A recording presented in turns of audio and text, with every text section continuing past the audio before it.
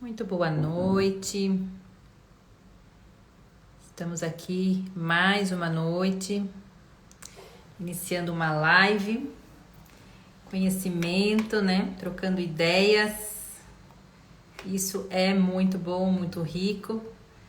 Ontem nós tratamos aí sobre produção antecipada de provas, importantíssimo tema, e hoje a gente vai falar sobre atendimento ao cliente. Sejam muito bem-vindos. Para você que ainda não me conhece, é novo aqui no meu perfil, na minha página, sou a Luciane Freitas. Já sou advogada desde 2008, especialista em direito imobiliário, atuando com ênfase em construção civil e incorporação imobiliária. É o carro-chefe aqui do escritório, é a ênfase que a gente trata aqui. 95% dos casos do escritório estão ligados aí à questão da incorporação e da construção civil. Então, a gente tem aí uma bagagem, um tempo já de estrada, e com certeza você que é um colega advogado, que está iniciando agora ou que já é advogado há algum tempo, pode se perguntar, né? Será que ser especialista numa área específica é bom, é ruim? Será que ser generalista, pegar casos de todas as áreas, rentavelmente é melhor, né? Ter uma rentabilidade melhor? Posso te garantir que quanto mais especialista você for, mais segurança seu cliente vai sentir no teu trabalho, sentir naquilo que você está fazendo, naquilo que você está falando, mais estudos dentro da área você vai ter. Então não tenha medo, né? Não é muito pelo contrário, ser um especialista realmente traz muito mais vantagens para você. E hoje a gente vai falar aí sobre atendimento ao cliente. Um tema que a princípio parece ser muito simples, né? Mas eu entendo que esse tema, ele é a base, né? Atender o cliente, ele é a base de um processo judicial de sucesso, de honorários que podem ser muito vantajosos, né? Então, você ter aí a possibilidade de fazer 10K advogando na área da construção civil, tudo inicia com o atendimento que você faz ao seu cliente. Então, essa é a alma do negócio, né? O cliente, ele precisa de um atendimento estratégico. Então, você precisa fazer uma avaliação do seu cliente, uma avaliação do caso, entender o negócio, né? Tem que existir uma estratégia. Como que você faz isso? Como que você passa informações? Que horas que você chama o cliente para sentar junto com você? Você cobra ou não cobra dessa consulta que você vai prestar? Então, a gente vai conversar um pouquinho hoje sobre isso. Espero que vocês vão participando. Qualquer dúvida que vai surgindo, com certeza a gente vai tentar aqui dirimir o máximo possível, né? Para que a gente tenha então uma advocacia de sucesso, advogando na área da construção civil e chegando aí em 10K por contrato. O cliente vai sentar com você, vai te mandar um contrato. Agora, doutor, está nas suas mãos você conseguir fazer com que esse cliente confie no teu trabalho, confie no teu potencial, na tua técnica. Mas antes de tudo isso, o cliente, ele precisa ser atendido, né? Então, o atendimento estratégico para que você possa, então, inclusive saber como até precificar esse cliente. É muito comum o advogado ele ficar muito ansioso quando o cliente está ali com ele, em atendimento. Então, assim, a ansiedade do advogado em falar da técnica, em que ação que eu vou entrar, o caso está ou não está ligado a uma jurisprudência, existe lei, né, para do seu caso em específico, e quanto eu vou cobrar, será que eu vou cobrar caro, barato, será que o cliente vai assustar, será que ele vai pedir um parcelamento? Então, eu entendo que todas essas questões, né, esses desafios, eles são, na verdade, todos caem por terra quando você tem um passo a passo de um atendimento eficaz, né? Transmitir segurança para o teu cliente. Quando ele está ali com você, como que você se comporta, dando segurança para ele daquilo que você realmente está se prestando a fazer, né? E outra, quando você demonstra que você é seguro no que você está fazendo, com certeza você vai saber cobrar de uma forma justa, adequada, e você vai entender o tamanho da situação e será remunerado por isso, né? Então, com relação a isso, fique tranquilo e a gente vai então para esses passos aqui que eu separei para a gente poder conversar hoje, né? É muito importante a gente considerar uma consulta como uma entrevista, né? Você vai fazer uma entrevista técnica com o seu cliente, você vai entender a dor do seu cliente. O advogado, ele precisa ouvir, saber ouvir. Então, o cliente, quando ele entra em contato com o advogado, o que ele quer? Ser ouvido, né? Ele quer entender, ele quer pôr toda aquela dor que ele tem, porque agora ele está trazendo um problema, às vezes é o problema da vida dele, né? Ele deixou toda essa situação chegar aonde chegou e parece que para ele é um muro intransponível. Então, quando ele procura um advogado, ele quer derramar toda a dor que ele está sentindo e ele quer saber, você consegue me ajudar? Você tem um remédio para passar minha dor? Então, não precisa o advogado se preocupar com os elementos técnicos, sabe? Em falar bonito, em saber falar o nome da ação, porque não é isso que o cliente quer. Quando a gente vai no médico, a gente não quer saber o nome científico do remédio, a gente só quer saber, esse remédio que você está me prescrevendo, que eu não sei nem falar o nome, vai passar a minha dor? Vai resolver o meu problema? Então, o cliente, quando ele está sentado com você, é a mesma coisa.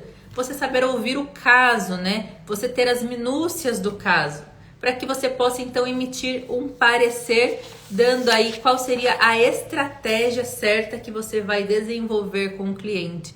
Fazer perguntas para o cliente. Você está numa entrevista, então é importantíssimo, quando o cliente te procura, você fazer perguntas para ele. Quem é a parte contrária? Quem é o nosso oponente, né? É uma incorporadora? É uma construtora? É um proprietário? Ele é um investidor? É uma pequena construtora? É uma construtora grande? Ela tem saúde financeira? Ela tem passivo? Ela está insolvente, né? Ela tem outros empreendimentos dentro da cidade ou estado ou até uma questão nacional? Você tem passado na frente da obra? Tem tido ali algum trabalhador? É um, é dois, ou tem uns 10, 15. Então, você entender quem é o oponente é muito importante. E se existe um passivo? Porque se esse oponente ele for uma pessoa que for uma empresa, uma construtora, que está demonstrando aí pouca saúde financeira, opa, peraí. Então, eu posso montar aqui uma estratégia que talvez o cliente vai. Se o seu cliente está querendo devolução de valores, será que esse é o caminho certo? Será que essa realmente é a saída, né? Então, você entender quem é o oponente, como que está a situação, o passivo desse oponente, entender também quem é o seu cliente, quais são os objetivos do cliente. Então, muitas vezes o cliente vai chegar para você e vai falar assim, olha, doutor ou doutora, a construtora parou, eu quero meu dinheiro de volta imediatamente. Então, entender qual é o anseio do cliente, qual é o objetivo e deixar ele contar a história, né? Eu comprei esse imóvel como um investimento, ou eu comprei esse imóvel para morar, foi o dinheiro de toda uma vida que eu guardei com a minha família. Então, isso importa dentro das teses que você vai desenvolver dentro do caso desse cliente, né? Quais são as condições do cliente? O cliente tem condições financeiras? Você vai pedir uma justiça gratuita? Será que ele vai ter condições, se for necessário, pagar um parecer técnico, se for um vício construtivo? Ou se a obra estiver em atraso e você for pagar mensalmente, né, depositando em juízo, esse cliente ele está em condições para isso? Vai suspender o pagamento? Então, você entender qual é o perfil do cliente, qual é o anseio dele, vai ajudar muito para você conseguir montar uma estratégia. Olha só, a gente está falando aqui em conhecer o oponente, em conhecer o cliente e quanta coisa a gente já pode tirar de conclusão para montar uma estratégia. A gente ainda nem falou em olhar documentos. Então, entende que quando você está diante de um cliente que está com um problema dentro das questões, né, construtivas, você fazer essas perguntas mostrando interesse no caso e deixando que ele também traga as informações, você já consegue ali emitir até um pequeno parecer. Olha, diante do que o senhor está me falando, Construtora não está saudável, eu já orientaria o senhor a não desistir do seu contrato. Não vou trocar, né, um título real por uma sentença que talvez a gente nunca receba valor nenhum. Então, assim, ainda nem olhei o contrato do cliente e eu já consigo ter aí uma visão, né, sobre o que está acontecendo. Então, entender as condições, fazer essa entrevista técnica vai fazer com que você verifique, às vezes até, será que existem condições de a gente atuar numa área aqui extrajudicial? É muito importante, dentro dessa entrevista, a gente entender isso. Na mesma entrevista, né, que você está aí conversando com o seu cliente, será que ele é um cliente investidor? Será que é um cliente que comprou o imóvel para uso próprio? Será que ele é um terrenista que está trocando, né, o terreno dele por unidades que a construtora iria entregar? Importante você entender isso, porque daí você vai entender o anseio do cliente, né? Se ele é um investidor, se ele com certeza pagou ali o valor à vista, é uma pessoa que tem um pouco mais de condição, né? Porque geralmente eles usam daquilo que a remuneração do que sobra, já consegue ter um valor para sobreviver, e aí do lucro que ele tem, ele acaba conseguindo investir. Será que é uso próprio? Será que esse cliente juntou o dinheiro da vida toda para conseguir seu único imóvel? Será que ele é um terrenista que recebeu esse terreno de uma herança e agora seria o único bem da família dele? Ele trocou com uma construtora que não terá condições, né, de adimplir o contrato. E esse terrenista, será que ele fez um contrato que dê garantias para ele? Ou ele está te procurando para isso? Então, é muito importante a gente entender qual é o cliente que está nos procurando, né? Que tipo de investimento foi feito? Ele comprou um imóvel de luxo, um imóvel de 1 milhão, 1.500.000, 2 milhões? Ou ele comprou para uso próprio um imóvel popular de 150 mil, de 100 mil?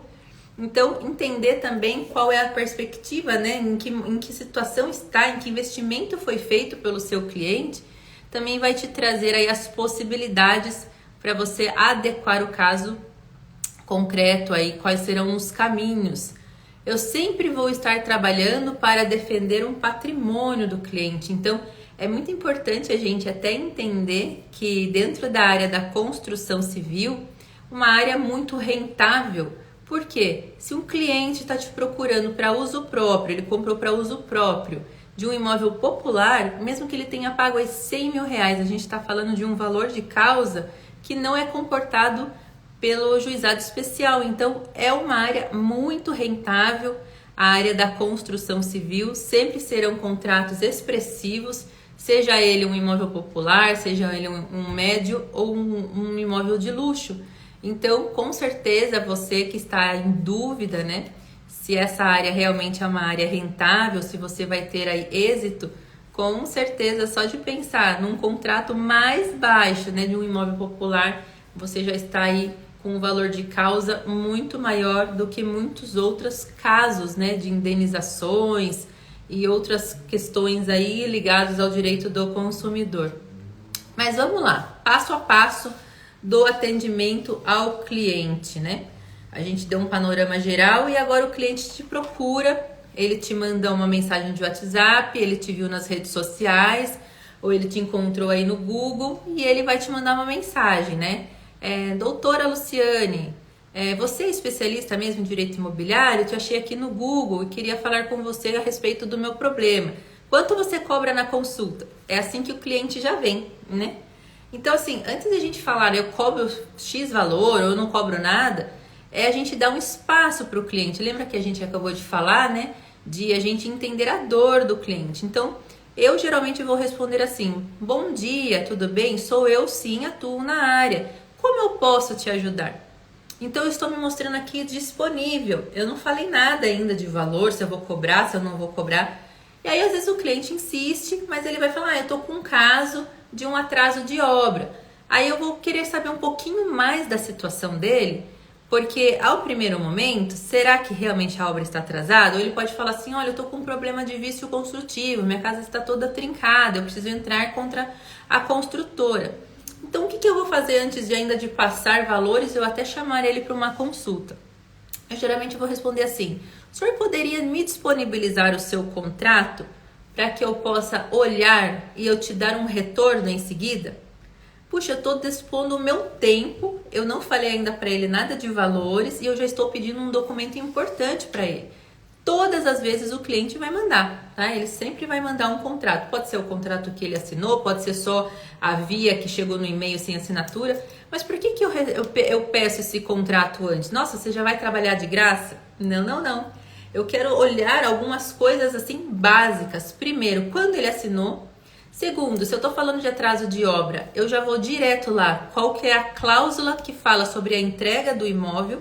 É junho de 2023, com 180 dias, dezembro de 2023, janeiro de 2024. Sim, essa obra está em atraso. Perfeito, eu já sei quais são os caminhos que eu vou lidar com esse cliente.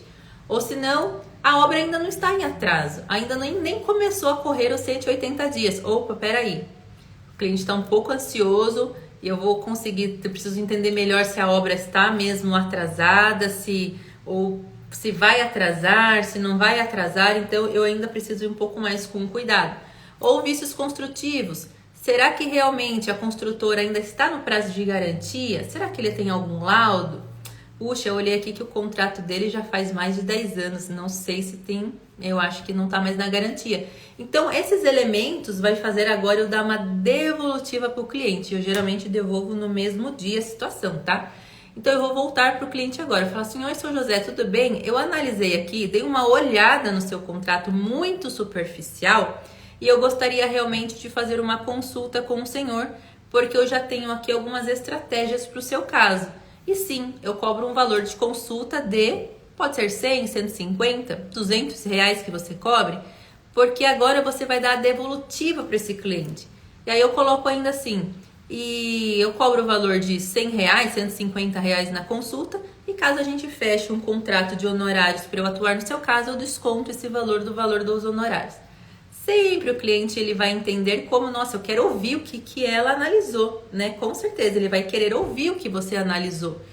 E aí ele vai perguntar: que horas que você pode me atender? Aí vem uma segunda questão aqui, muito importante, que é: eu posso atender esse cliente online ou eu posso atender esse cliente presencial?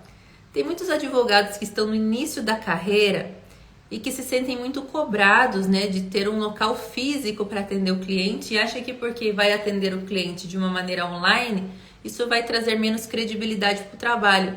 E eu posso garantir para vocês que 99% dos clientes que eu faço isso preferem um atendimento online.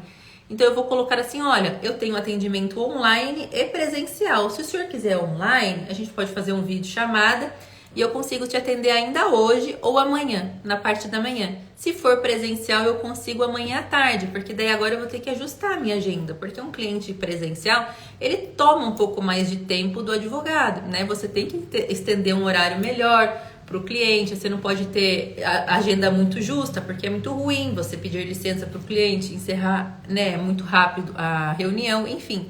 O virtual, ele traz muitos benefícios. E eu sempre coloco dessa forma: 99% dos casos querem um atendimento online, porque ele quer ouvir o que você vai dar de devolutiva para ele. O cliente faz o Pix para você e você faz o atendimento. Encerrando esse atendimento online, ou no próprio atendimento, você passando a situação, né, do caso, solicita mais documentos. Olha, aí o cliente vai te contar mais questões, né? Aí a gente entra naquilo que eu falei no começo do atendimento estratégico, de a gente fazer a entrevista com o cliente. Aí o cliente pode falar como aconteceu essa semana. Ele falou assim: olha, esse atraso de obra me deixou tão ansioso, que eu tive que fazer um tratamento com psiquiatra. Eu tenho laudo de psiquiatra sobre a minha ansiedade. Falei: opa, peraí, eu quero o seu laudo. Por quê? Isso vai ensejar uma possível dano moral. Eu vou pedir, né? Eu vou solicitar. Por quê? Já foi até com laudo. A pessoa está tomando medicação por conta da ansiedade, de todo o transtorno que está acontecendo. Então, é na entrevista que a gente vai entender o que está acontecendo realmente com o cliente. Ou ele pode falar assim: eu tinha marcado casamento, tive que desmarcar, recolhi todos os convites, porque a construtora me garantiu por e-mail que ia entregar a obra e não entregou. Eu quero esse e-mail, né? Eu quero todas essas mensagens que você mandou para os seus convidados. Isso tudo para um dano moral é excelente no caso de atraso de entrega de obra. Então eu vou querer o parecer, se é um vício construtivo, eu vou querer as conversas, eu vou querer laudo médico. Então todas essas questões a gente vai entender nessa entrevista técnica. E aí você também vai organizar, né, com o cliente a situação. Então você vai avaliar qual que é o caso, né? É uma inadimplência, é um atraso de obra, é uma assistência técnica, é desistência da compra. Olha, ele queria desistir da compra, mas daí eu vou mostrar para ele, se você desistir, esse é o seu caminho. Aqui, olha, tem vantagem até aqui. Se você exigir entrega, a construtora é saudável, ela tem condições.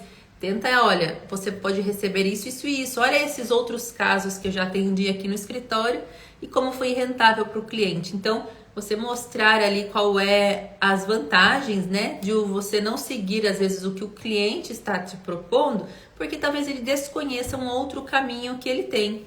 E entender, né, todas essas questões é muito importante. Se ele é um investidor que quer desistir da compra, será que ele ainda pode desistir? Será que a multa que ele vai ter de contrato não é muito grande, né? E ainda você conversando com o cliente, olha quanta coisa a gente traz, né, de uma entrevista, de uma conversa. Você vai entender se seu cliente é um cliente conservador, um cliente moderado ou um cliente arrojado. Por que isso faz diferença, Luciane? Entender o perfil do cliente faz com que você determine qual estratégia você vai usar. Porque o cliente que ele é conservador, muitas vezes ele quer uma resposta rápida e ele não se preocupa em perder um pouco de valor. Então, é um cliente que vai falar assim, olha, notifica eles e o que eles quiserem devolver para mim tá ótimo. Eu não quero uma ação judicial, não quero ter problema com a justiça, não quero o meu nome dentro de um tribunal de justiça. Então, ele é um cliente conservador. Agora, um cliente arrojado, já por um outro lado, é aquele cliente que fala assim, entra com o processo e peça tudo que você puder, nem que demore 10 anos, eu quero receber tudo que eu gastei com essa construtora. Então, você entender qual é o perfil do seu cliente vai fazer com que você monte uma estratégia para que você não erre, porque se eu pegar uma estratégia do conservador e usar no arrojado, ele não vai gostar da prestação do meu serviço. E vice-versa, se você pegar e entrar com uma ação para um cliente que é conservador, que queria resolver rápido e demorar 5 anos a sua ação, ele vai falar mal de você e vai pedir ainda para trocar de advogado no meio do caminho. Então, você entender o perfil do seu cliente vai te ajudar a montar a melhor estratégia para atendê-lo, né? Outra situação aqui importante, definir a modalidade da contratação. Será que você vai contratar só no êxito? Ou será que você vai fazer um contrato de mensalidade? Puxa, ele está aí com umas 3, 4 situações que ao invés de cobrar por ação, eu vou cobrar aí um mensal e mais um êxito pequeno no final. Ou será que eu vou cobrar um valor inicial e um valor no êxito? Será que eu vou cobrar uma hora técnica? Puxa, ele só pediu o parecer, ele ainda não sabe, ele quer conversar mais um pouco com a construtora, mas ele quer que eu faça toda a análise aí da situação, análise da construtora no tribunal, nos órgãos de proteção ao crédito, então eu vou cobrar somente um parecer, uma hora técnica. Então, entender qual vai ser a modalidade aí do pagamento, né, na modalidade da contratação.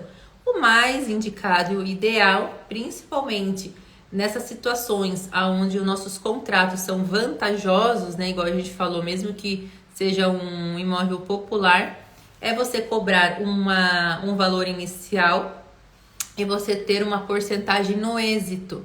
E no êxito a gente pode fazer várias situações. Se você estiver advogando no extrajudicial, coloca um 10%. Daí eu coloco geralmente, se eu entrar no judicial e houver um acordo entre a inicial e a sentença, 15%. Ou se tiver algo depois da sentença, aí realmente eu vou cobrar de 20% a 25%. Então, você montar essas estratégias, né, em conhecendo a necessidade do cliente, o perfil do cliente também é muito importante. E aí, a gente passa o valor, o cliente vai estar super seguro, ele vai estar decidido em investir em você, porque você passou total segurança, você não ficou afobado em logo querer cobrar, você analisou o contrato, deu uma devolução, trouxe todos os panoramas possíveis, Falou até de tentar fazer uma notificação extrajudicial, e eu indico isso muito, e a gente vai falar sobre isso amanhã, sobre as notificações extrajudiciais. E agora o cliente ele está disposto a contratar, e não importa. E aí você vai dar o seu preço. Dando o seu preço, o cliente, ele geralmente, a única coisa que ele pode pedir é um parcelamento. Cada caso é um caso, não me importo de parcelar. Desconto pode te dar descrédito, né? Não dar credibilidade no seu atendimento. Dificilmente o cliente vai ficar barganhando com você preço quando ele sentiu segurança no seu atendimento. E você vem agora para o contrato de honorários, né? A coroa do atendimento é então o contrato de honorários. E aí eu que separei 7 dicas ou orientações para que você seja feliz, né, no seu contrato de honorários. Primeiro, contrato por escrito sempre, sempre. Ah, mas é meu amigo, contrato escrito. É meu parente, contrato escrito. Isso traz credibilidade, segurança, ética dentro do seu trabalho. Evita situações desagradáveis, como por exemplo, você combina lá que extrajudicial é 10% e na sentença é 20%. Aí você não tem um contrato. Aí o cliente vai chegar lá na hora que saiu a sentença. Ah, doutor, você falou que era 10%, né? Não, eu falei que no extrajudicial era 10%. Não, você falou 10% em qualquer situação. Aí ficar nessa discussão com o cliente vai ser muito chato, muito constrangedor, desnecessário, né? Um contrato por escrito vai aí te acobertar de situações desagradáveis.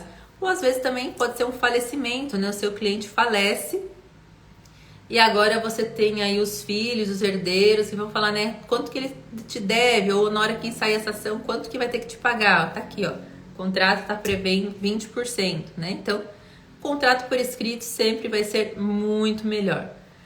Adotar critérios para fixar os honorários, né? Tem que ter relação com o montante envolvido. Então, se você está falando de um contrato de 100 mil, diferente de uma precificação de um contrato de 500 mil, de 1 milhão, até mesmo no êxito, né? Quando você tem valores muito mais elevados, é normal você tender a baixar a sua porcentagem.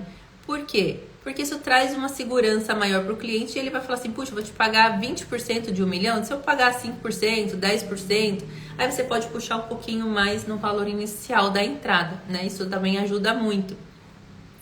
Misture os critérios, então assim, inicial e êxito, mensalidade e êxito, então dá para você misturar os critérios e tentar deixar uma cláusula ali no seu contrato de que poderá ser modificado com prévia notificação ou prévia nova contratação. É muito comum quando eu faço produção antecipada de provas, eu coloco que havendo a necessidade de entrar com a ação principal, serão repactuados novos honorários. Então é importante tudo por escrito, né? Pensar nas hipóteses, né? Cláusulas que tragam hipóteses em caso de acordo, qual será a porcentagem, havendo uma questão extrajudicial, notificação, um valor, ação judicial, outro valor. Então, é importantíssimo a gente colocar cláusulas que abarquem todas essas situações, né? Igual eu falei, pode ser 10%, 15%, 20%, trabalhar nessas porcentagens. Se desistir da ação, se o cliente não quiser mais ação, como que funciona? Se ele desistir na notificação extrajudicial, o que você vai receber, não vai receber? Posso definir uma porcentagem, né, um valor. Se ele desistir da ação e eu já tiver ajuizado a inicial, eu vou receber o valor inicial inteiro. Se eu já tiver protocolado, se eu já tiver ido até o correio ou via cartório, apresentado a notificação extrajudicial, também todo o valor é devido. Então, você ter cláusulas que te deem essa segurança, né? E se o cliente revogar o mandato, como que vai ficar? Se ele revogar o mandato antes da instrução, se ele revogar o mandato antes de você protocolar a inicial, após a sentença. Então, tudo isso tem que estar bem, né, definido no contrato, até porque muitas vezes, eu nunca passei por isso, mas isso pode acontecer. O cliente revogar o seu mandato para ele depois fazer um acordo por fora com a construtora, para você não precisar receber os seus honorários. Então, ficar muito, né, esperto com isso e já deixar uma cláusula com isso também, caso você saiba que foi feito um acordo extrajudicial sem o seu conhecimento, qual será a penalidade, qual será o valor envolvido ou a porcentagem, né? Transmita segurança, coloque a questão de ética, né? Eu tenho no meu contrato isso também, a questão ética, que o advogado ele não pode prometer resultado nem vitória judicial. É uma atividade de meio, né? Onde busca desenvolver todo o trabalho da melhor maneira possível, de uma maneira que tenha toda a questão ética vinculada à OAB e tudo mais. Então, é importante isso. A lei de proteção de dados também sempre coloque ali uma cláusula vinculada a isso ao seu contrato. E prefira parcelar do que dar desconto. Isso também não faz vocês perder a credibilidade. Bom, é bastante coisa, né? A gente falar de atendimento ao cliente parece ser uma coisa muito mais simples, mas eu entendo que é o nosso alicerce. Um bom atendimento, com certeza, vai fazer com que você tenha um cliente, às vezes, para a vida toda. Não é só essa ação, ele vai falar muito bem de você, ele vai te dar outros clientes. É importante a gente também deixar aqui, né, que o cliente que traz aí problemas de construção civil, vícios construtivos, você, para atender um grupo, muitas vezes você começa com um. Com o atendimento do primeiro, que está vinculado a um grupo de adquirentes insatisfeitos. Coloca ali, olha, falei com o Dr. João, me atendeu super bem, quem quiser tá aqui o contato dele. E aí, às vezes, você está divulgando aí para um grupo de adquirentes, para uma comissão de representantes, e sempre, sempre, sempre vai começar com um cliente que você trouxe um bom atendimento, não ficou ansioso em dar logo respostas, em falar nome de ação, em falar de jurisprudência e muito menos de dar preço, tá? Eu costumo falar aqui para os clientes, quando eles ficam muito ansiosos para eu passar preço, né, valor, falo assim, olha, o valor, o preço ou o dinheiro não é o problema, o dinheiro é a solução dos nossos problemas. Com certeza esse não vai ser o motivo pelo qual você não vai fechar o contrato aqui com o meu escritório. Então fique tranquilo que isso daí a gente vai resolver. Pronto, o cliente já respira, fala, ufa, ela vai parcelar, né? Isso é importante. Uma outra situação, dica importante que eu dou, hoje os bancos digitais trabalham com boletos, né? Então vincule um boleto aí no seu contrato e o valor será pago em 10 parcelas através dos boletos que serão emitidos, através do Pix ou até mesmo através de uma maquininha de cartão que também pode vincular muitas vezes ao CPF do advogado, né? Então tem os jurinhos e tal, mas já é um valor que às vezes entra à vista, né? E o cliente parcela no cartão de crédito. É pouco recorrente, mas tem muitos clientes que preferem fazer dessa forma. Bom, essa semana a gente está numa semana aí esquentando, né, os motores. Amanhã a gente vai falar de notificação extrajudicial. E na quinta-feira eu quero convidar vocês às 8 horas participar da Masterclass, onde eu vou falar sobre faturar 10.000 por contrato advogando na área da construção civil. Hoje a gente já viu, né, só pela questão aí dos imóveis, né, popular, médio ou imóvel de alto padrão, a gente já viu que é um ticket alto que o cliente sempre vai trazer para a gente. Sempre que tiver um vício construtivo também um laudo vai apresentar mais de 100 mil aí uma reforma. Então realmente é uma área muito promissora. É uma área que existem muitos clientes à procura. Eu recebo aqui contatos diários. Todos os dias tem um cliente me procurando sobre problemas com construtora. Essa semana, acho que tem uma construtora que deveria entregar agora no final do ano e ela já pediu prorrogação para o ano que vem. Só desta construtora, 3 clientes me procuraram. Então eu tenho certeza absoluta que vai ser assim sucesso na sua carreira. É só você se dedicar, vir aqui com a gente, conversar, assistir às lives, estar presente na Masterclass, que eu tenho certeza que 2025 será um ano de muito sucesso dentro da sua advocacia. A gente se vê amanhã, no mesmo horário, às 20 horas, tanto no Instagram quanto no YouTube, que hoje a gente está aqui com as 2 telas. E na quinta-feira a gente também tem um horário marcado para a Masterclass, para a gente falar sobre faturar 10.000 por contrato advogando na construção civil. Boa noite para vocês!